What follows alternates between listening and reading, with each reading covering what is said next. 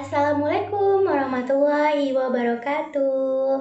Apa kabar anak-anak ibu pada hari ini? Baiklah, jumpa lagi dengan Ibu Windy Anggraini, guru SD Negeri 7 Pekanbaru.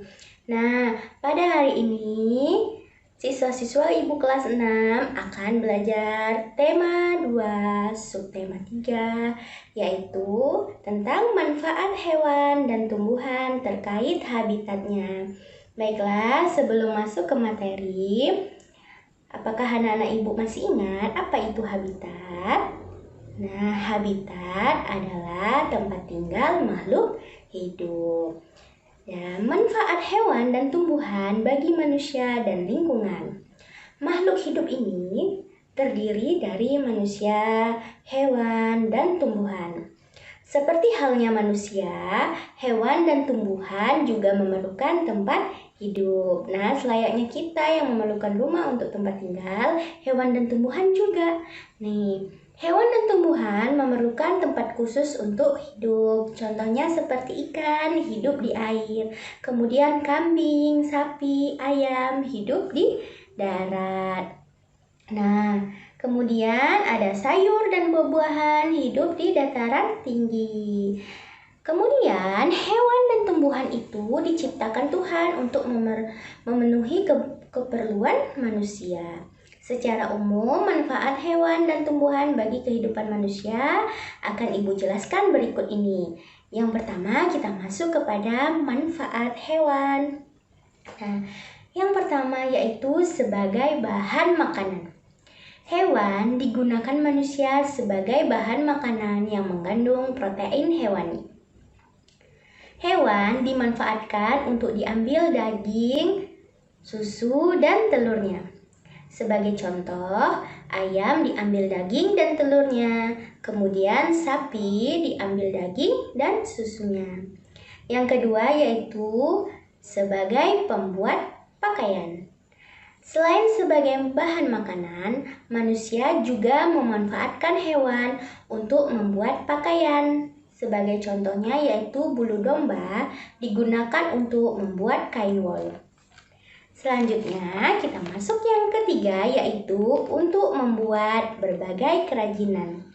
Sebagian dari kulit hewan juga dimanfaatkan sebagai kerajinan. Contohnya yaitu kulit sapi digunakan untuk membuat dompet, tali pinggang, wayang, dan lain sebagainya. Yang keempat yaitu penghasil pupuk organik. Pupuk organik dapat diperoleh dari kotoran hewan.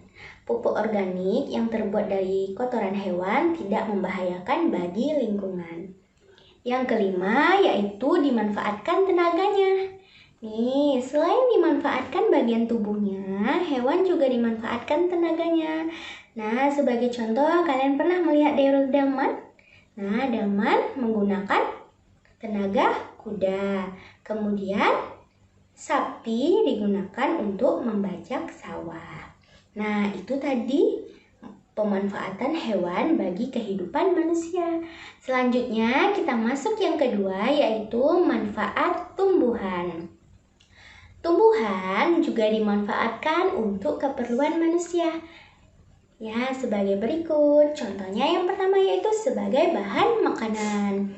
Sebagai bahan makanan, tanaman yang dapat digunakan sebagai bahan makanannya antara lain yaitu dari batangnya yaitu seperti tebu, kemudian dari daunnya seperti daun bayam, daun kangkung, dan lain sebagainya. Kemudian bijinya seperti biji kacang kedelai, biji kacang hijau, dan lain-lain. Kemudian buah yaitu seperti buah jeruk, rambutan, dan lain sebagainya. Yang kedua yaitu untuk membuat pakaian. Nah, seperti hewan tadi, tumbuhan ada loh yang dimanfaatkan untuk membuat bahan pakaian. Contohnya yaitu kapas. Nah, kapas ini serat-seratnya itu digunakan untuk membuat pakaian. Yang ketiga yaitu sebagai bahan bangunan. Kayu yang berasal dari tumbuhan dapat digunakan untuk membuat rumah dan juga perabotan-perabotan di dalam rumah. Seperti contohnya yaitu meja, kursi, lemari, dan lain sebagainya. Yang keempat yaitu sebagai bahan obat-obatan. Sekarang ini kita banyak menemui obat-obatan herbal. Obat-obatan herbal ini dibuat dari tanaman, misalnya kunyit, jahe, kumis kucing, dan lain sebagainya, dan sangat bermanfaat bagi kita. Kemudian yang kelima yaitu bahan baku industri. Industri minyak goreng memanfaatkan kelapa sawit sebagai bahan baku dalam pembuatannya. Selain itu, industri ban motor memanfaatkan getah karet. Minyak goreng dan ban motor digunakan untuk keperluan manusia. Yang keenam yaitu sebagai bahan pewarna alami.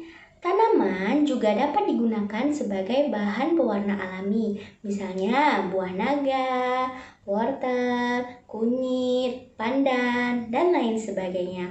Nah, anak-anak ibu sudah paham dengan materi kita pada hari ini? Baiklah, akhir kata, Assalamualaikum warahmatullahi wabarakatuh.